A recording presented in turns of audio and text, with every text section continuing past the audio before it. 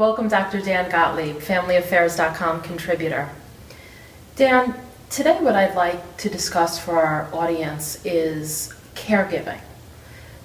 But I want to talk about caregiving specifically to individuals who find themselves in the situation of being the caregiver of somebody that they don't particularly feel emotionally connected to, but yet they feel the obligation to be the caregiver.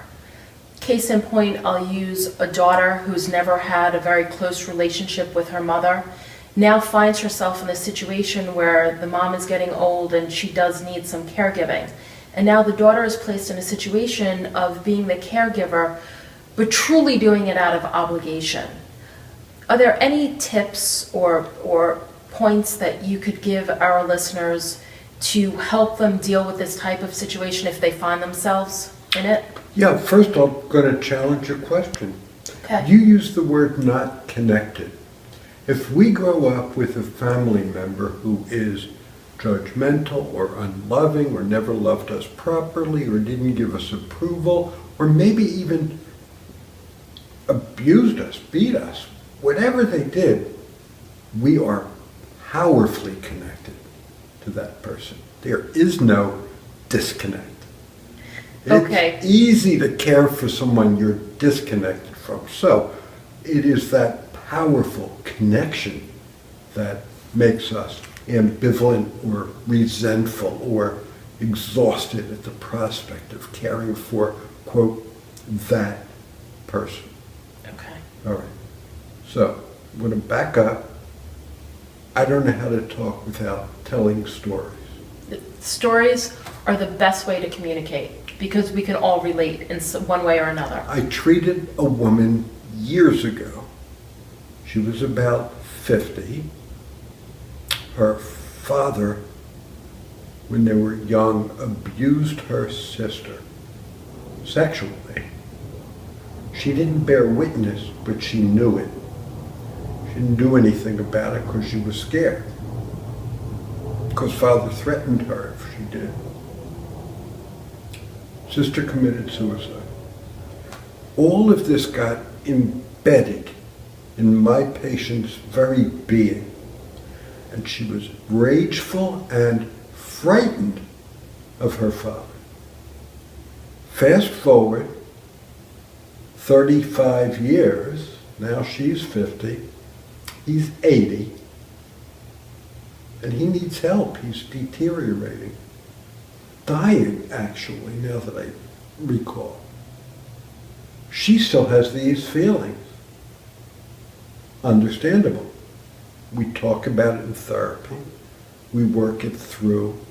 And she begins to see this man now as an 80-year-old man who's dying. She begins to realize he can't hurt her anymore. He's a frail, old man. And then we're fortunate enough, once she feels safe, then we're fortunate enough that she begins to see her father as a man who is ill and was ill, and that his illness harmed their family. His illness contributed to her sister's death, but it was his illness, not his evil, his illness. He was a very sick man and remains so. It was an illness that harmed others. And this man had an awful life where he never loved and he never felt loved. And she was able to care for him and say goodbye. She was able to cry at his funeral. For him, for herself, for the father she never had, and for her sister. Was she able to let go of the anger Yeah.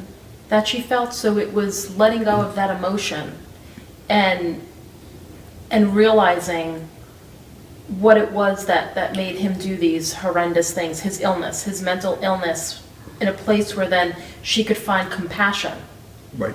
to care for him. The only way we can let go is when we feel safe. Yes. And that's what the anger is, isn't it? It protects us Yes. from threat.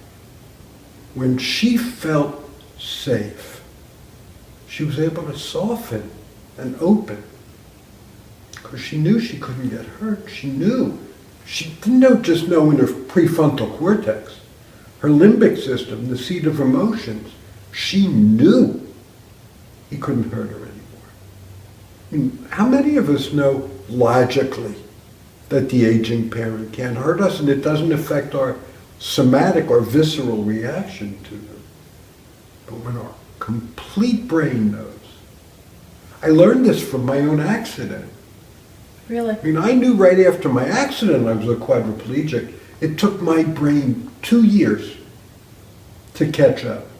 Because every night I dreamt either I was walking, and then I dreamt that my legs were weak and I could walk, and then I dreamt that my hands weren't working. It took 2 years for my brain to realize. So you can know, but it takes a while for your brain to know. So would the message to these caregivers who are having a difficult time, what would be, let me ask you then, what would be your message to these caregivers, how they could deal with caring for somebody that they either resent or are angry with, because that's where it's coming from when I'm talking about not feeling emotionally connected? I'll say to you, if you're that caregiver, if your heart is closed, you're suffering right now. If your heart's closed, your spirit is being malnourished. You need care right now, independent of anyone you're caring for. You need care at this moment. You see my hand? I invite you, caregiver, anybody, to put your hand on your heart and hold it with love. Just hold it until it softens up. Hold it until you feel love and feel safe. And then just sit there for a little while. And then go in there. But when your heart's closed, you're suffering. Don't do that to yourself. When you're suffering, you need care. Hold your heart. It needs you. Wonderful. Thank you.